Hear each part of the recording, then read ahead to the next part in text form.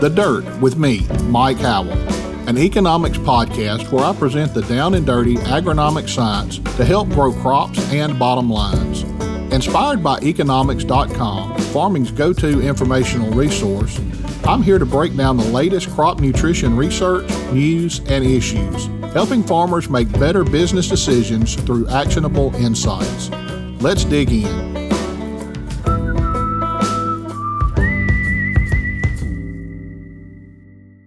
Well, hello again, everyone. Welcome back to The Dirt. It's the middle of summer here at my house, and it is hot as it can be. I think the temperature and the humidity are in the mid-90s today. Thankfully, we are getting some rain to help with that situation just a little bit. The crops are still looking good. Today, we're going to switch things up a little bit, and we're going down under. We are going to be talking with Kara Bryant, and I am going to let her introduce herself and tell us a little bit about where she is and what's going on. Hi, thanks, Mike. Yes, I'm Kara Bryant. I actually work for Nutrien Ag Solutions. I'm the Farm Services Manager for the East region, so essentially just the East Coast states.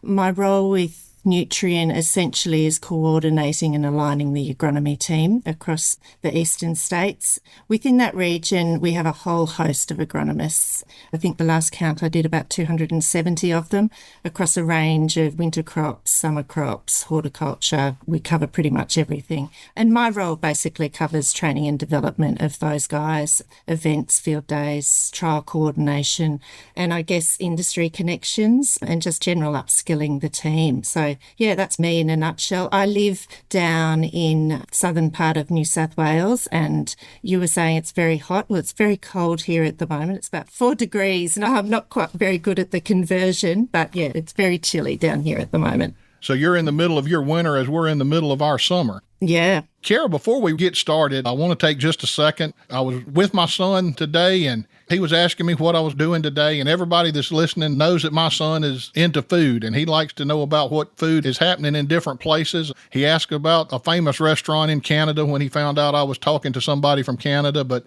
today he threw out a question. He said, "You've got to find out about Vegemite. Tell us what Vegemite is," and he wants to know if that's something he needs to try.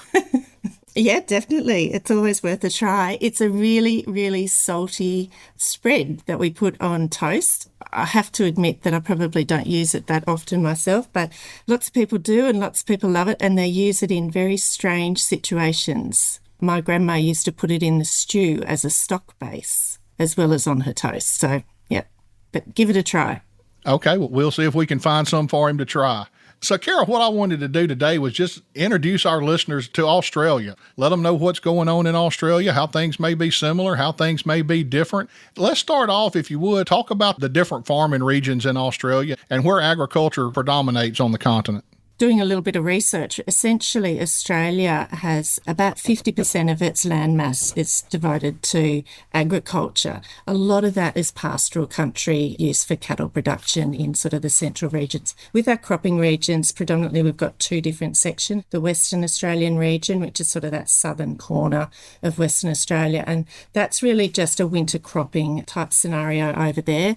Whereas on the east coast, it's really quite diverse. You go all the way from down south Victoria and South Australia all the way up into central Queensland. Inland of the ranges is the cropping belt. Predominantly down south it's winter cropping. As you head further north you've got summer and winter cropping up through those regions. And then along the coast on the east coast you've got horticulture. And then as you go up into that tropical region far north we've got horticulture and areas and pockets of cotton that are starting to get developed up in those regions as well. So that's it in a nutshell. You mentioned cotton, and I've always heard about Australian cotton. When I was in graduate school, one of my classmates ended up going to Australia working on his master's degree and spent a couple of summers down there doing research. Australia is somewhere I've always wanted to go and haven't had a chance to get down there yet, but maybe before too long we can visit Australia. You mentioned cotton. Talk about some of the other crops that are grown in Australia. Predominantly winter cropping is game here in Australia, and wheat is the biggest commodity that we produce. Following that is barley, canola. They're sort of smaller crops, but still very, very significant to the Australian market. And then you move into, I guess the next significant is the cotton and sugarcane and those types of products, but very much a wheat producing country. That's what we're focused on mainly. In summer crop, we sort of delve into sorghum and maize a little bit as well. Sorghum's quite big. It goes into the feed market. Maize market is nowhere near the size of the US. It's a smaller market, goes into the food and livestock areas. But I guess where we differ is that in America, a lot of your corn goes into your feedlots for your grain-fed stock, whereas in Australia, most of our stock, well, some of them do get grain-fed, but a lot of them are finished on pastures. So we don't have that huge demand for grain in that livestock space. You mentioned horticulture crops earlier. What are some of your major horticulture crops? Tricky question. My background is very much broadacre cropping, but we've got oranges. Definitely down in my region, it's a really big orange area, and almonds, probably they're the main two. And then you start delving out into smaller sort of areas like apples, cherries, and then berries. They're another reasonable sized crop. Up north, we've got pockets with macadamias. So very vast diversity of horticulture crops, but really small markets. Right. Well, that sounds an awful lot like the United States. A lot of the crops that you've mentioned, both large acreage and the horticulture crops, are crops that I'm at least vaguely familiar with. You mentioned a little bit about the differences in corn or maize production or the uses for corn. Talk a little bit about some of the other differences with the crops you're producing there compared to the United States or North America. In our winter cropping, we also delve into pulses. We have lupins and faba beans and things like that. And they're obviously used for the commodity, but also for adding nitrogen into our systems because we're quite a low fertility base with our soils. As we said, our seasons are vastly different in that we sow in April, we harvest in October, December. We don't have snow cover across our crops at all. You've got to go really high up into the mountains to find snow in Australia. And I guess our rainfall, when I went over to the US last year, I was lucky enough to get up through Illinois, and the rainfall that they were talking about through that region was just phenomenal. So we're a lot lower rainfall, 16 to 27 sort of inch within our dryland cropping zone. So managing moisture and retaining moisture is one of our really key management factors here in Australia. So we're zero till, minimum till, retaining stubble just to try and keep that moisture in the soil, and fallow spraying over that summer period just to try and make sure there's no weeds or anything through that phase that's sucking up nutrients and moisture. So that's probably one real key difference. I guess a similarity is weeds and resistance. I think in any cropping area across the world, we're faced with that at the moment. So glyphosate resistance is probably our number one issue, along with some of the other chemistries that we use in crop with our Group A's, or I'll go new school, Group 1 and Group 2. We've just changed over here in Australia with the modes of action names. And I think the other big difference is probably the traits. Australia has GMO traits in cotton and also in canola. We don't have anything as far as GMO goes in any other of the crops, in particular corn. Ours is just normal corn, as they say. We do have Clearfield traits in our canola and TT and Clearfield in our cereals, but that's about it over here. And I guess fertility of our soil is probably another big difference. Our soils are extremely old here in Australia, so quite low organic matters in the range of 1 to 2%. And hence low fertility. So adding fertiliser is a really big thing to make sure that we're reaching maximum potential with our crops. That sounds a lot like where I live. We have organic matter at 0.5% up to 2%. And if we get over 2, we're really excited about that. Everybody doesn't live in Illinois like it shows in the movies. They're definitely blessed with the organic matter up there. And we would love for them to share some of that with us sometime, but they try to hold on to it too much.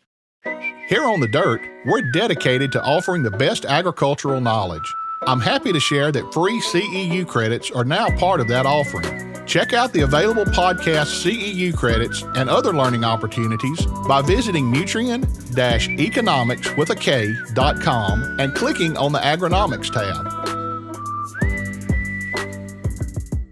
Kara, you mentioned a lot of the challenges that are going on in Australia, and a lot of those are challenges that we're facing here in the United States. But one thing I always like to look at are opportunities. What kind of opportunities do you see for farmers there in Australia? Our opportunities are based around staying nimble and focused as far as farmers go. I'm doing a lot of organising and planning up front. Supply and availability of fertiliser is a real concern over here. And so being able to plan and be completely organised so that you can forecast and know what you want early is a real key. And that's really come to the forefront, I think, since COVID with a lot of the supply issues. The other one that's a really opportunity and it's growing is the buzzword sustainability, but Australia's really moving towards being a sustainable market. And so government regulation is definitely on the horizon. And so I think as far as farmers are concerned, rather than sitting under a rock, they really need to get out and understand what sustainability is and how they can move towards a more sustainable production system so that they can actually capture some of that marketing opportunity that's going to come through and also not be clouded by government regulation when it does actually come through. So that's probably one of the key factors in staying nimble. And I guess the other one that I'm quite passionate about is precision ag. There's so much that can fit under that precision ag banner. But definitely labour in Australia is in our country areas, a lot of the labour is taken away, obviously, to the cities. We don't have massive centres, big towns in the country. So our labour force is a lot smaller to draw from. And so the farmers really struggle with that. And we're seeing robotics and automated machines coming onto those farms. And so that's really helping, especially up north where you've got those massive acre farms. Just running those machines non-stop throughout the day and night is really saving on labour for those guys. And then just your normal sort of applications for precision ag, I think just moving those resources and placing them where they're actually needed and reducing the variability and improving the overall production on farms is a bit of a game changer for us. And it's taken us a long time to get into that space. Like we've kind of been moving towards it for sort of, 15, 20 years. But we're at the time now where it's really starting to happen. So it's really quite exciting, I think. Kara, that's a lot of the same issues that we're dealing with here and a lot of the same opportunities as well. The robotics and autonomous agriculture, we hear something new about that every day, and that's just going to change the way farmers are doing business when that gets fully up and running. Kara, we've talked about a lot of stuff here today, and basically the goal for this episode was just to introduce our listeners to Australian agriculture and let them know what's going on in the country. Is there anything else that we've missed that you may want to talk about a little bit today? The big thing is that obviously we're very similar, and I think it's really important with Nutrien. We're obviously a global company and sharing our ideas with the US, especially, I guess, in our summer crop. We often talk to some of the agronomists over there, especially in the corn space, to improve our agronomy over here. And the beauty of that is that global connection and sharing the ideas. And as you said earlier, we have a lot of differences, but we are very similar, and our goal at the end is production of our crops. And so sharing ideas across the globe now, not just sitting in our own little space in Australia, is really important. I think we could probably learn a lot from some of the things that y'all are doing in Australia as well. So that's a two-way street there, and hope we can take advantage of that more often. Kara, we appreciate you taking time out of your day to visit with us today. I've really enjoyed this, and maybe here before long we can do another one of these and dive in a little bit on some of these topics we brought up today and see what y'all are doing to combat some of these challenges, and maybe we can share some more ideas like that. Listeners, we really appreciate you tuning in. We hope you enjoyed this segment from Australia. And as always, we want to remind you to hang around for segment 2 that's going to be starting here in just a few moments. Listeners, I hope you enjoyed the first segment of today's show. If you did, please take a minute and give us a rating on your favorite podcast channel or app, and give us some feedback as well.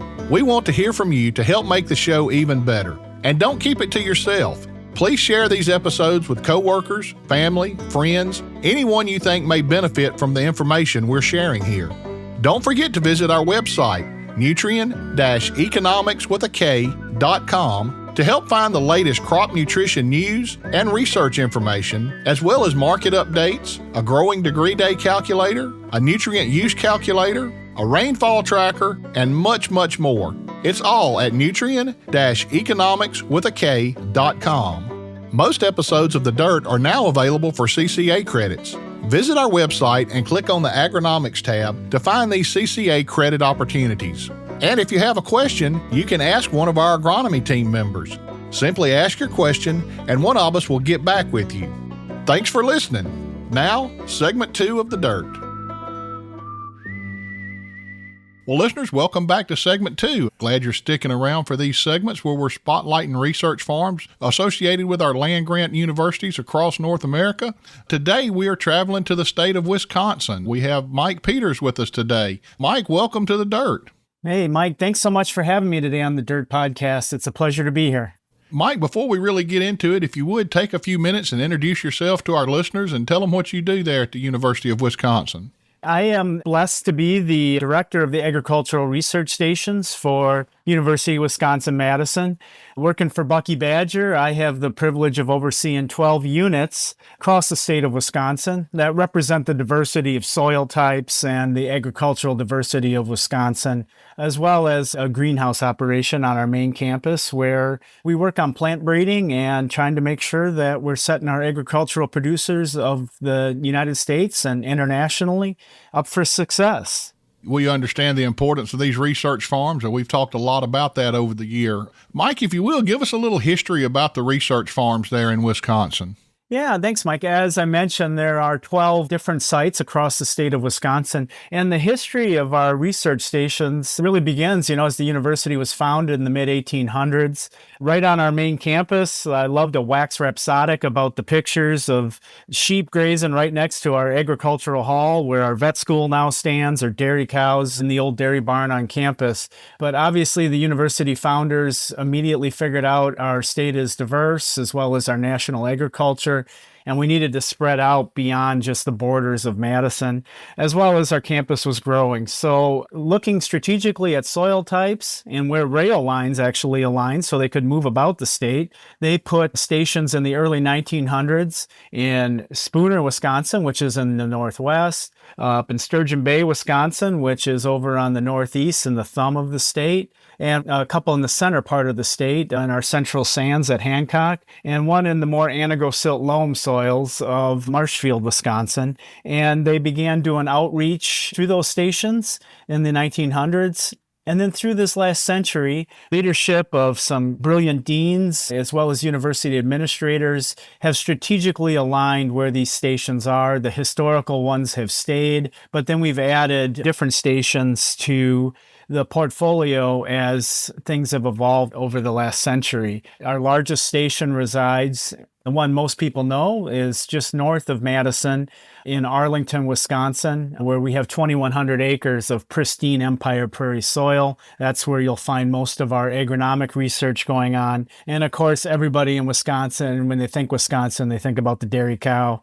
Cheesehead through and through is what I am. And as you can imagine, we have a main dairy unit there as well, where our animal and dairy science department is leading tomorrow's research for what's going to be the impacts to the dairy industry. So everything from turfgrass to hazelnuts to corn, soy, and dairy, pretty much if we have a scientist that's looking to do research in those areas, we have a station that's going to help accommodate that work. Okay, Mike, sounds like you're definitely not at a lack of something to do, managing all of those farms and all the diverse research that's going on up there.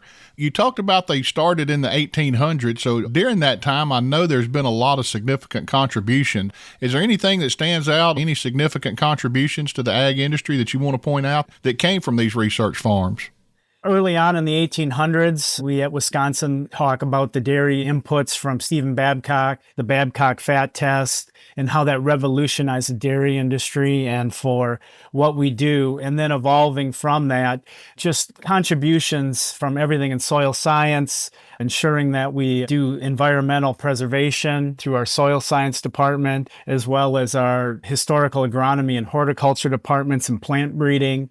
I stand on the shoulders of giants, the faculty that we have at University of Wisconsin-Madison. Those men and women are second to none for doing their work. They're leading today in sweet corn breeding, field corn breeding, potato breeding, So we have just major inputs into how the crops that are feeding the people as well as livestock across this country are being produced. And I'd be remiss if I didn't take a moment to talk about our turfgrass unit and our third largest crop in the state of Wisconsin. People forget about it as turfgrass, but the soil science impacts of turfgrass are huge. And recently we lost a great that was a dean at our college that helped form our O.J. Knorr turfgrass unit, and Dr. Leo Walsh. His impacts into the soil science work, looking at how turfgrass interacts with agriculture and how that's a major crop. Dr. Walsh was great, but not above and beyond his work in the soil science area. Dr. Walsh was just a great human. It was a pleasure to get to know him, and he'll be missed as he was always just welcoming and I looked at him as one of the rock stars of our university. You can't think about the University of Wisconsin-Madison without remembering Dr. Walsh. And every year when we go to the American Society of Agronomy meetings, there's a lecture in his honor, and I always look forward to going to that lecture. Mike, you probably don't know this, but last season on The Dirt, we did a highlight of famous agronomists, and Dr. Walsh was one of the agronomists we spotlighted on that. We sure hate to hear about his passing and want everyone to remember Dr. Walsh and his family. Yeah, thanks for the kind words, Mike. The Badger family appreciates that. Mike, before we let you go, I've got one other question, and I'm asking this of all our guests talking about the research farms. We know that agriculture is constantly changing. We've got all kind of new technology coming out today, and we also have to have somewhere for all the people to live. We are faced with the urban sprawl and losing farm ground every year. With all of these changes going on in agriculture, how are the research farms going to have to adapt to keep up with the change? You mentioned urban sprawl, Mike. We have a station just to the west of Madison where urban sprawl is moving right around us. And that's actually one of our focuses of they take all the animal waste from our campus unit and still apply it to the land there as nutrients in the West Madison area with homes right nearby. So providing inputs on how we do composting to eliminate odors before we apply those nutrients to the soil is something that we're always looking at doing and trying to figure out that urban interaction. Additionally, we're seeing across Wisconsin just climate change and how things are changing in the world of agriculture. Just 12 months ago, we were sitting here hand-wringing about no rain and dry and how the lowlands of our fields look great and the high knolls look like shriveled up garbage. And this year, the highlands look like the best and the lowlands are all flooded out. So figuring out how we help our agricultural producers mitigate these events that we're seeing more and more of is just a focus of our research, as well as like at our Marshfield station, the whole station is there to focus on environmental integrated dairy. Things can subsist together and they need to subsist together if we're going to feed the world. And the University of Wisconsin is looking to be leaders in that to make sure that we are helping guide the producers of our great country moving forward on how the best practices are for sustainability. Mike, we appreciate you taking time to visit with us today and give us more information about these research farms associated with the University of Wisconsin at Madison. We appreciate all the hard work that's going on there to help the farmers in the state of Wisconsin. Listeners, we appreciate you tuning in today. And as always, if you have any questions about anything we've talked about today, you can visit our website. That's Nutrien-eKonomics.com. Until next time, this has been Mike Howell with The Dirt.